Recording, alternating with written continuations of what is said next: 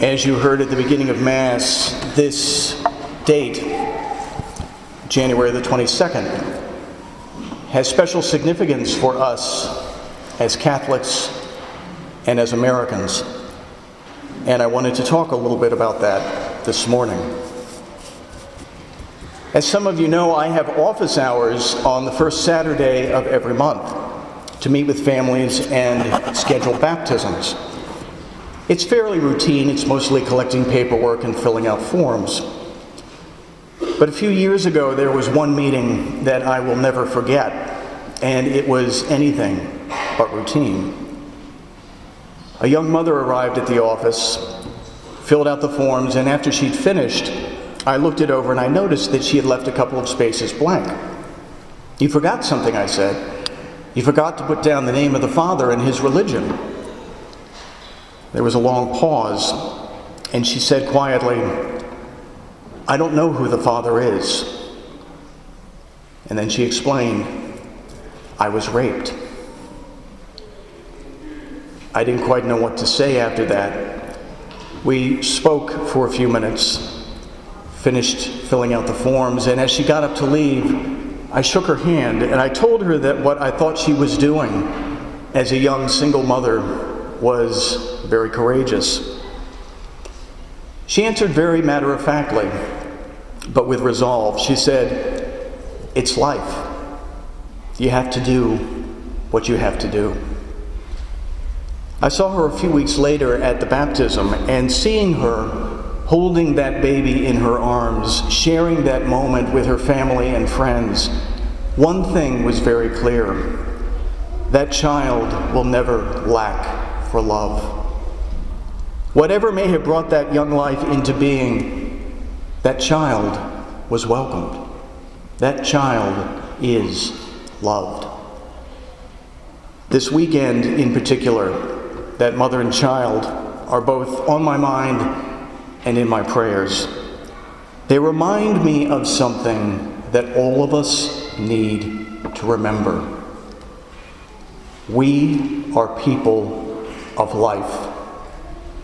We value it. We believe in resurrection, in healing, in hope. "I am the way, the truth, and the life," Jesus said. We are people who follow the way, who seek the truth. We are people of life. And this Sunday, we pause to declare that to the world. We put on these purple vestments and we offer special prayers to note a sad milestone. It was 39 years ago today, January 22nd, 1973, that the Supreme Court legalized abortion. We may not be wearing the sackcloth of the people of Nineveh from the first reading, but this is a sign of sorrow and mourning. It's the same color we wear during Lent, a time of prayer and repentance. Now, you'll hear a lot of people, including a lot of prominent Catholics, who will tell you that they are personally opposed to abortion, but think that it should still be legal. It might be useful to look at what that kind of thinking has given us and what it means. It means that today, 22% of pregnancies, 1 in 5, ends in abortion. It means that 47% of the women who have had an abortion have had more than one. 3/4 of them say they have abortions because a child would interfere with their job or their education. It means that on average, there are 3,500 abortions every day in this country.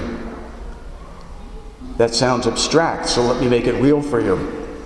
That's approximately the same number of people who came to this church on Christmas Day. All gone in one day. Looked at another way, statistically, by the time you leave Mass here today, another 145 innocent lives will be lost.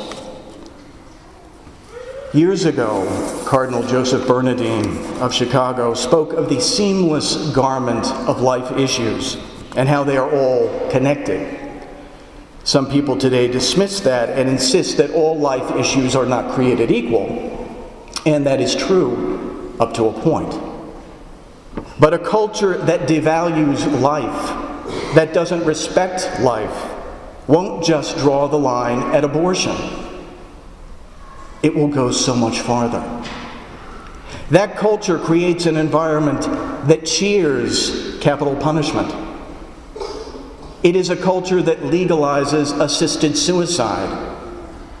It supports torture and the degradation of the human person. It enables bullying. It objectifies and devalues human beings through pornography.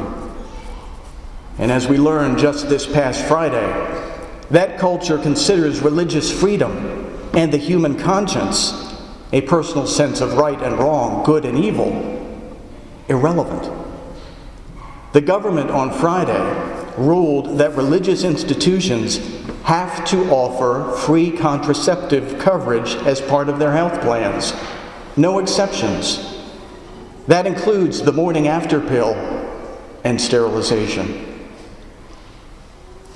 A culture that doesn't respect life will do all of this and wrap it in the warm and unthreatening blanket, the seamless garment of choice and freedom and liberty. This is our world today, but it doesn't have to be our world tomorrow. Last week, one of the presidential candidates said in a debate, and I paraphrase, that laws can't change a country's values. It's the other way around. Values, he said, have to change our laws. And he's right.